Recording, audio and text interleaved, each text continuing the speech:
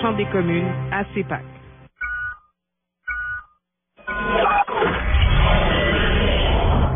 Fondé par les câbleaux-distributeurs pour les Canadiens. Hi, welcome to Beyond Politics. I'm Catherine Clark. British Columbia Conservative MP John Weston comes from an established military family. His father was a prisoner of war under the Japanese during World War II, and his uncle Smokey Smith was a recipient of the Victoria Cross. That commitment to service rubbed off on John, who was a lawyer for many years before deciding to run for political office. He's a devoted father of three, a husband, an avid athlete, and he joins me now to talk all about his life beyond politics.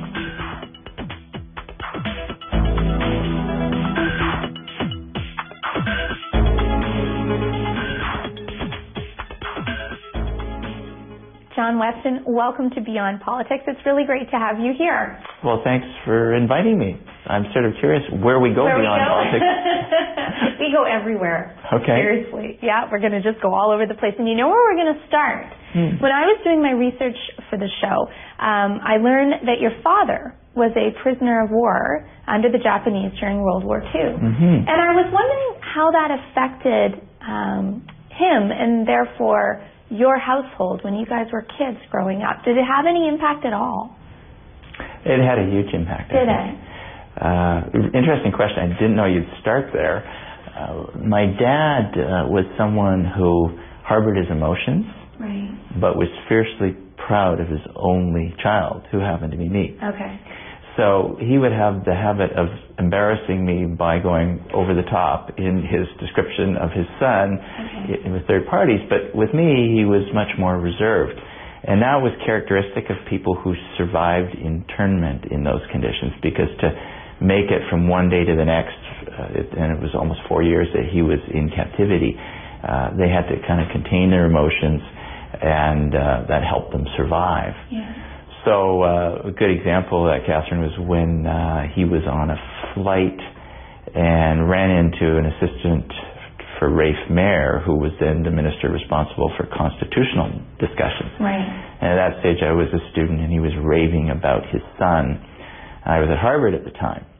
So anyway, the assistant put two and two together and said, "Do you think your son would like to invite Cabinet Minister Rafe Mayer to Harvard?" And that all happened. Rafe Mayer came to Boston. I gave him a great tour of the city. He turned out to be a history buff. And then I ended up working in constitutional affairs for 3 summers for one of the great scholars and most learned persons in the country at the time, Mel Smith, right, who was Deputy Minister of Constitutional Affairs. In the 4th summer I worked for the minister in Quebec, who was under René Lévesque's ministry. Sure, what a great time to be there. It was amazing. So a federalist who was still a kid, basically, working in a separatist government the summer after the Constitution had been patriated on constitutional affairs. So anyway, good things came from my dad's pride. Right. But did he actually tell you? If you remember growing up when your dad would say to you, "Wow, great job, John," you know. Oh, my dad? If I got 97%, it was where the other 3%. Was it really? Isn't that so unusual? Did you ever call him on it? Well, when you're growing up, you're sort of trying to please your parents, and you're trying to work out your own criteria for success and things. And so it became kind of natural. Well, where was the other 3%? And I felt I could never please him. But then to third parties, he would rave about how proud he was of his son. And I guess the other thing I often asked myself was, could I ever have coped with the challenges with which he coped? Could I ever achieve what he achieved in surviving? And then when he emerged from prison camp, he decided every day was a gift, and he just went out and became a world-renowned agricultural consultant. He broke 1,500 acres practically alone in northern BC, and then won the world championship in alfalfa in 1915. Did these extraordinary things. You couldn't stop him. And so, you know, it was interesting. I think his prisoner of war experience was a terrible one, and yet set him up to believe he could do anything. If he could get through that, he could get through anything. Right. And that, I suppose, had a big influence on me. Tell me about your mom. Had they met before he went to war, or did they meet Very after? romantic story. Oh, great. Yeah. Always love those. Yeah, they were engaged to be married when he set out for Malaya, as it was then called. It was the days of the Depression, and he got a job in Kuala Lumpur, and that was a great opportunity. So off he sailed, landed about a year before war broke out, and he was captured within 6 months of that. So for 3.5 years, Isabel and Stan lived on different sides of the Pacific, she not knowing if he was dead or alive. Wow. Waiting while That's people... amazing. Oh, it was amazing. Yeah. I've written a book about it, in fact. Because things like her waiting while a Mountie proposed to her, and she said no, she was waiting for Stan, and she wasn't sure if Stan was still around or not, but she waited. And so they got together after the war ended.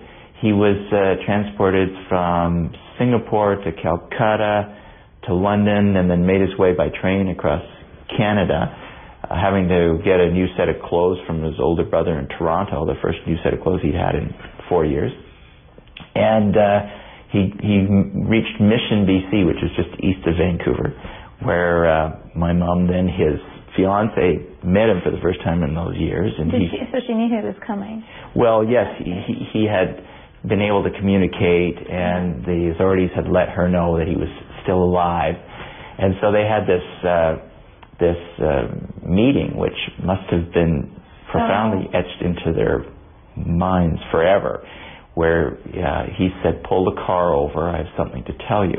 And she didn't know if he was going to say, well, I don't want to marry you anymore, or I'm terminally ill, or what. Can you imagine, 4 years, your mate arrives and then says, pull the car over, I have something to say. And what he said was, don't ask me about what happened for the last 4 years, because it was a nightmare and I'm not going to tell you. And that kind of framed his perspective on those years, which is why I went out and finally wrote a book about it, because I was so curious what had happened. And I was able to interview people who had met him during that time or with whom he corresponded, and I found a diary that he kept surreptitiously while he was in captivity. That's interesting, because that was also, I mean, to jump ahead a bit, that was also one of the things I wanted to ask you. This book that you've written about your family's experience, your dad's experience, was it a book that you wrote because you wanted to share the story, or was it a book that you wrote because you were fascinated by what happened and you wanted to research it, explore it, and then share it? It was driven by my curiosity about my dad. He had passed away by the time I decided to write the book. And you asked about my mother. She was a very lively, smart woman, a businesswoman in her own right, a woman of great compassion and great ambition. And I wanted to make sure that I started to work on the story while she was still alive. Right. And she was a source of great information. Was she, even though he hadn't? She was. Well, certainly she could talk about what she was doing during the war. Okay. And I found letters that he had written to her on his way back from captivity, and there were postcards he was allowed to write but never reached her until well into the time. So it was an amazing thing to do, to get to know my own parents and really have a legacy to pass on to my kids. Absolutely. What were you like as a kid? You're asking me what I was like as a kid? Yeah, because you must have had, I mean, all of these incredible and quite emotional experiences that your parents would have gone through. Well, and then you're an only kid. I'm an only kid too, so you're very close to your parents. That's right. Well. Yeah. I'm just mindful that my children are going to be watching this. Yes. And they ask the same question. Well, I loved school. Okay. And I was quite a sickly kid right up to grade 4. Right. And my parents didn't know if I was going to make it, asthma and bronchitis, missing a third of school.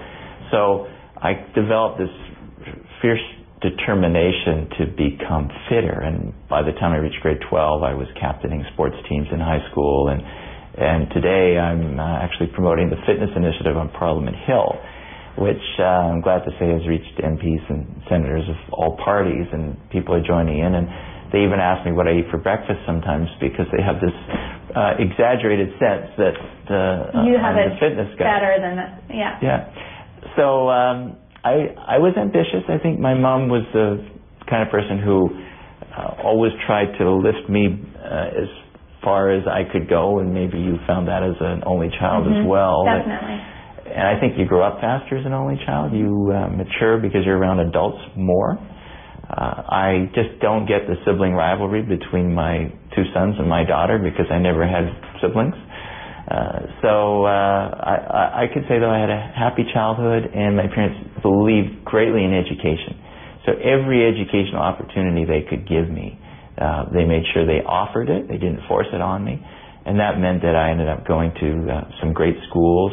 I studied in Switzerland and Poland, and I ended up, as a young adult, continuing in my interest in studying wherever I could go. So I went to Taiwan, learned Chinese, and even to this day I'm learning Farsi now. And I think, my interest in education and learning is a good asset as a member of Parliament, because you're always learning. You're always having to absorb new ideas and experiences. Did you know from an early age that you were going to be a lawyer? No. I had a real sense of justice. I never liked it when other kids were being bullied and I would take their side. And I think what drove me to law school more than anything was a sense of justice, of wanting to look beyond what was happening now and how could we make it better. I love that Kennedy saying, some look at the world and say why, and I look at the world as it could be and say why not. And the other thing that drove me to law school was working in constitutional affairs, because I was doing that as an undergrad, and everything I was doing related to the law. So it became almost inevitable that I would attend law school, and I did that. And the thing about law school that I found surprising was I didn't think it was a great educational process. I loved the career I've had as a lawyer, and one of the things I miss as an MP is not practicing law. But legal education, I think, could be improved. It's funny, when I talk to people who are lawyers, they often seem to fall into two categories. Either they loved law school and don't enjoy the practice of law, or they hated law school and find the practice of law just very intriguing, but also interesting and fulfilling. And I think that's very insightful. I think you're right. I was so frustrated in law school about law school that I initiated a national conference on legal education and brought some great speakers from around the country, and a professor from Harvard Law School, and invited students from around the country. I don't think I accomplished much in changing legal education, but it was my offering to say, why can't we do this better? There's little participation or feedback necessary in a legal education process, and those are two things that are really integral to a good education. But having gone through law school, and now I'm a member of the bars of British Columbia and New York and the Law Society of the United Kingdom, it gave me a great platform to do really very fulfilling things in life. So I practiced law in British Columbia and in Asia, and really loved the opportunity to bring people together and build consensus and resolve conflict. And sometimes people paid me for doing that. Yeah. Why Asia? Because Asia's been a theme in your life for the past, I guess your entire life, but certainly your own professional life. Before I was born. I mean, my parents lived in Asia for a decade themselves.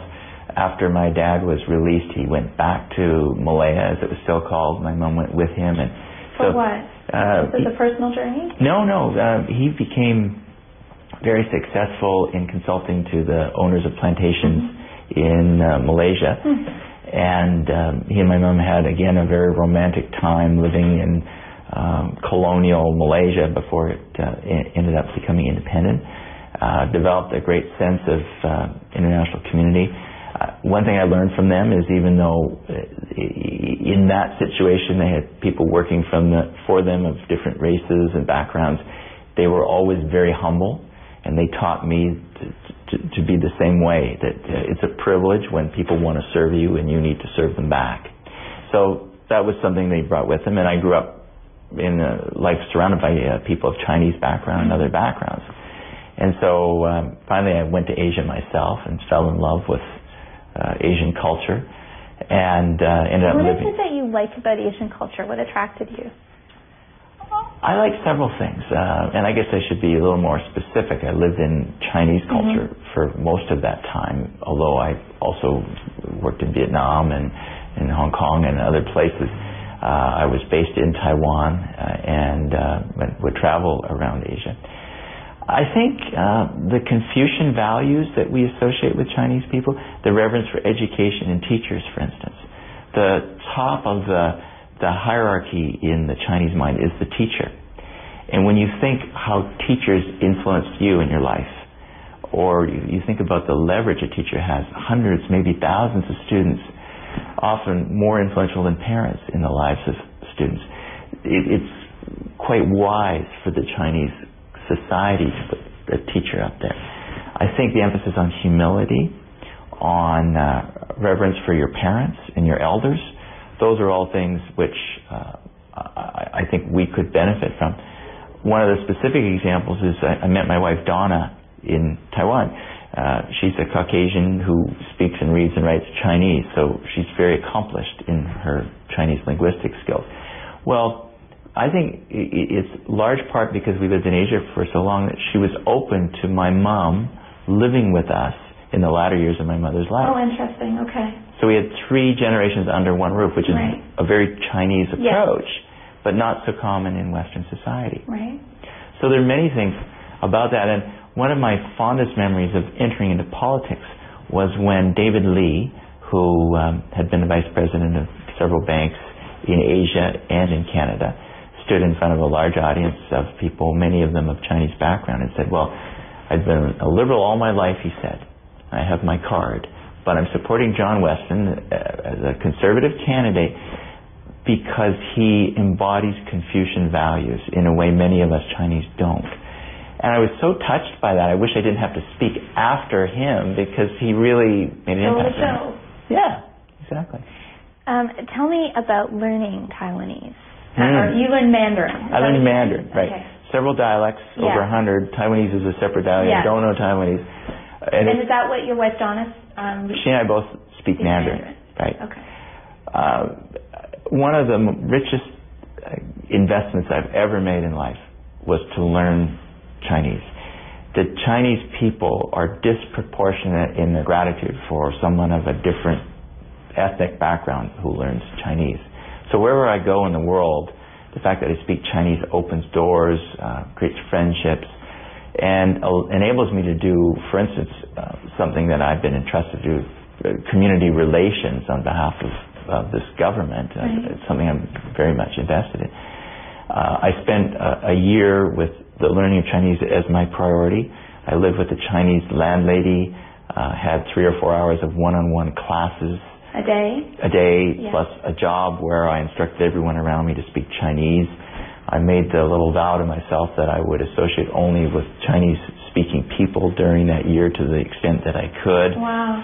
I carried a Walkman with me with a counter on it so that I could listen when I was in transit and then repeat the same sentence over and over again. I had a little notebook. Whenever I came across vocabulary I didn't know in Chinese, I would write it down so I could go into the classroom. First thing, tackle the words that I couldn't use the day before because those were the relevant words. And when you're in a language learning mode, if you're learning relevant words, you're going to retain them more. So there was a real system. Did you not find it exhausting? Exhausting, totally exhausting. I would have to stand up in my one-on-one classes to stay awake sometimes because I was also studying outside the classroom almost an hour for every hour that I was in the classroom. And it was tiring, but you know, I was single. I knew that was my priority, and it really was a great investment. So we're going to actually take our kids to Asia. Oh, great. To live? Well, for 10 weeks starting in January, they're going to be in a Chinese immersion environment. So again, do they speak any of it now? They've been exposed to it a lot, and they know some vocabulary. My wife Donna will accompany them, and I will go with them to get them settled. Yeah. And we're very excited about their really an extraordinary decision to make. How have they reacted to it? They're not totally happy about it. their soccer games they're going to miss, and their classmates are going to miss as well. And we've got to keep up the schedule of their classes that they would normally be taking in West Vancouver, where they attend French immersion public schools in West Van. But overall, they understand this is a commitment that Donna and I are making for them. We've got the blessings of the principals and the coaches and the teachers. And they're going to have doors and windows open for them at an earlier age than they were for me. You also have the advantage of living somewhere where you have access to people who speak Mandarin much more than you might in other parts of Canada. That's a big bonus because one of the problems with language is if you don't keep it up, you lose it. And so they'll have the opportunity to come back with all this newfound knowledge and have a chance to use it in their community. I think you're right. And besides that, now that they're pretty good in French and we're throwing Chinese at them, we think we'll stay one step ahead of them for the next year or two while they're confused. And then teach them Farsi. Exactly. Okay, so stepping back, you said that you met Donna when you were in Asia. Yes. How did you meet? We were running. So there's a theme in my life, running, biking, swimming. You weren't running away, though, right? Well, she claims I was chasing her. No, we were running in a running group called the Hash House Harriers, which has nothing to do with illegal substances. Named after a restaurant in Kuala Lumpur, or club, called the Hash House. Okay. British slang for bad food, hash food. So anyway, the Harrier meaning people who chase. There's a running group that's worldwide now. It started in Kuala Lumpur in the 40s. And I came to Taiwan and found this running group that I'd heard about growing up. And there was Donna running within a month of my arrival in Taiwan. And I'd made this promise I was only going to hang around Chinese-speaking people. Well, that kind of worked out in your favor. Well, her Chinese was so good, it was easy to make the exception. Okay. And the green eyes sort of helped along the way, too. And so the runner's physique and all that. All of that. Yeah. And she happened to be from the West Coast, and so it turned out that, we had parents close by to one another and a lot in common. And she loves to tell the story how the day we met, having been in Taiwan for only a matter of days, I wanted to take her out to someplace to eat, and I said, well, do you want to go out to eat? And she said, okay, which surprised me. And then I said, well, how about McDonald's? Oh, you didn't? So it could have been the end, a brutal end right at the beginning. And she said, well, how about if I take you to the night market, where she showed me some of the stalls where we, eat food from the street, and she knew how to order. And so... oh, my God, you'll never live that down. I'll never live that down, but... the relationship survived the first day. And so let's talk about coming home and becoming more politically active, because that's generally, there's two questions there. The first question is why? Why become politically active? You had such an interesting career going, such a diverse travel experience. Why become active politically? I loved my law practice. I really loved the people I was practicing with. We created a firm called the Access Law Group, which tells you a little bit by the name. We were out there to make law more accessible to a broad community of people. You're right. It wasn't an obvious thing to do. I had been the legal advisor to John Reynolds, and John announced on TV on a day I'll never forget that he wasn't going to run again. And I thought, there must be a mistake somewhere, because certainly John Reynolds would tell his legal advisor before he told the public that he wasn't going to run again, but I was wrong. So I came home that day and I said to Donna, well, John Reynolds isn't going to run again. I wonder who will succeed him. So you can see this wasn't my long orchestrated plan to become a career politician. In fact, my emphasis has always been on service. So I'd been chair of the board of Canadian Food for the Hungry International, and I created a foundation called the Canadian Constitution Foundation. My dad had been a prisoner of war. My uncle, Smokey Smith, was the last surviving holder of the Victoria Cross in Canada. My mom had worked in adoptions, and my grandparents had been involved in service. So there's just this long line of service. And I think of politics as a form of service. I'm not one of these persons who has a sort of a tribalistic sense of partisan politics. It's about serving the country, serving the community. And I remember being really struck by Stephen Harper when he said at the National Convention in Winnipeg, I think it was 2006, principles above party. I loved that. And that really drew me, that we can really serve. Now, those of us who are conservatives believe that the Canadian principles are closest to those of the Conservative Party, but the key is service. And I think if Canadians believed that our people's political life were committed to service, they'd be much more forgiving of disagreements on how we implement policy. How do you explain that notion of service to 3 little kids as you get on a plane and Absolutely. put on? It's essential.